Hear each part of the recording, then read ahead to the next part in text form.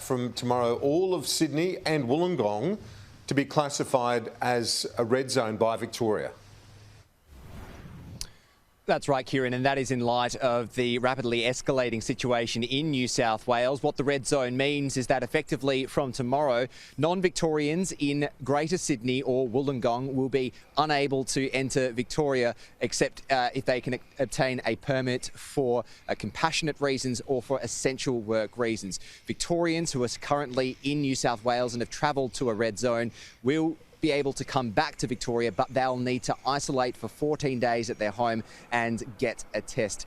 Kieran, the land border will be patrolled by police, who'll be checking as many people as possible crossing the border to see if anyone's trying to slip through the cracks. As well, today we've received the news of another new coronavirus case in Victoria, a man in his 60s who visited Sydney on the weekend for a birthday party for his sister. It's understood that this was the super spreading event where 13 out of 30 attendees have caught the virus. He was there on Saturday night and flew back to Victoria on Sunday night at 5:30 p.m, where he went home to Oakley.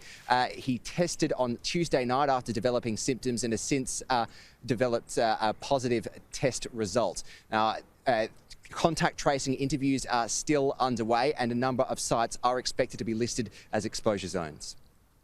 The interviews are literally ongoing as we speak. We would expect that there will be exposure sites listed shortly. We know that that did involve public transport from the airport to the gentleman's home, which is in, on advice, the city of Monash. And we know, fortunately, he lives alone. And we know that there was a workplace that has been identified in Sandringham. The dry cleaner where he works, there was one other employee who is now isolating as a close contact, and that dry cleaner has closed as well for deep cleaning. Now, this man, despite attending that super spreading event, was yet to be contacted by New South Wales health authorities. Investigation still ongoing into that. Despite all of this, though, Kieran, restrictions are expected to ease tomorrow in Victoria.